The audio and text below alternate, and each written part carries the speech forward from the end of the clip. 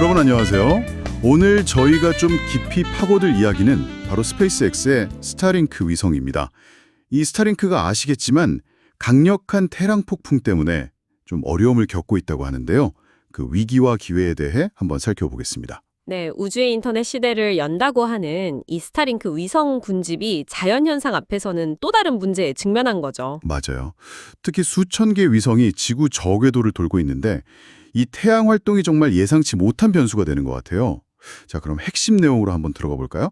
우선 스타링크 현황부터 간단히 짚어보죠.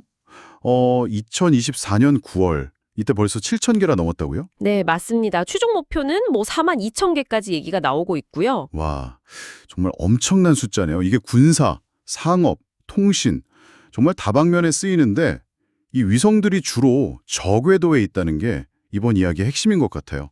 왜 이 낮은 고도가 문제가 되는 걸까요? 네, 바로 그 저궤도, 그러니까 지구 표면에 상대적으로 가까운 이 공간이 태양 활동 영향에 좀 더 민감하기 때문입니다.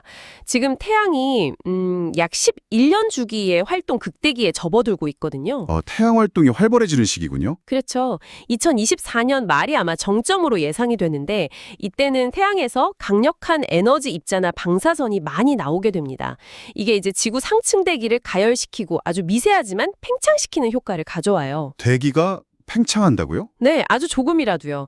근데 저궤도 위성처럼 엄청난 속도로 움직이는 물체한테는 이게 공기 저항, 그러니까 항력을 확 증가시키는 거죠.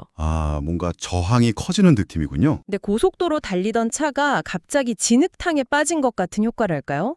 나사 자료를 보면요. 이 항력 증가 때문에 2020년에서 2024년 사이에만 스타링크 위성 523개가 예상보다 일찍 대기권으로 재진입했다고 해요. 500개가 넘게요? 생각보다 많네요. 네, 특히 심각한 지자기 폭풍이 오면 대기 밀도가 순간적으로 더 높아져서 위성 수명이 최대 열흘에서 12일까지도 짧아질 수 있다고 합니다. 와, 수명이 그렇게 단축되는군요. 근데 수명 문제도 있지만 이 항력 증가가 위성이 지구로 돌아오는 방식 자체에도 영향을 준다는 거죠. 맞습니다. 원리 스페이스X 계획은 위성 수명 닿으면 좀 제어해서 안전하게 대기권에서 태워 없애는 거였잖아요. 그렇죠. 그게 목표였죠. 근데 이 계획에 차질이 생기는 건가요? 네, 항력이 예상보다 너무 커지니까 제어가 어려워지는 측면이 있는 겁니다. 그래서 여기서 또 주목할 부분이 태양 활동 때문에 위성이 더 빨리 떨어지면서 오히려 대기권에서 완전히 탈 시간이 부족해질 수 있다. 바로 그 점입니다. 역설적이죠. 실제로 2024년에 캐나다에서 그 2.5kg짜리 스타링크 잔해가 농장에서 발견되기도 했고요. 이게 그 증거가 될 수도 있겠네요. 정확합니다. 재진입 속도가 제어되지 않고 빨라지면 위성체가 충분히 분해되거나 타버릴 시간을 갖지 못할 가능성이 커져요. 이건 결국 지상으로 떨어지는 우주 쓰레기 문제를 더 심각하게 만들 수 있다는 중요한 질문을 던지는 거죠.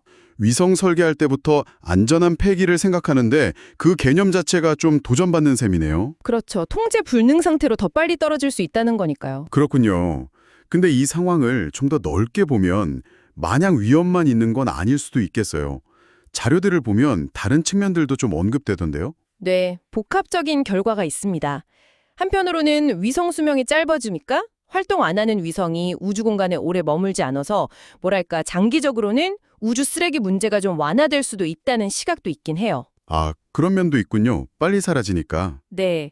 하지만 당장은 스타링크 같은 사업자 입장에서는 위성 운영 비용이 늘어나고 또 잦은 교체 때문에 서비스 중단 위험도 커지는 거죠. 운영자 입장에서는 확실히 부담이겠네요.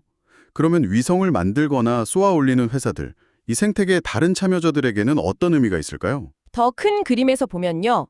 위성 교체 주기가 빨라진다는 건 위성 제조사나 발사체 기업에게는 새로운 시장 기회가 될 수도 있습니다. 더 많이 만들고 더 자주 쏘아야 하니까요. 그렇죠. 그리고 아까 말씀하신 그 잔해 낙하 위험 증가.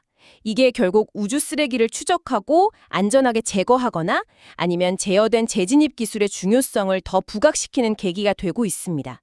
관련 기술 개발이나 시장 성장을 촉진할 수도 있겠죠. 여기에 또 스타링크의 군사적 활용도가 높아지는 점도 맞물려서 지정학적인 고려사항도 있고요.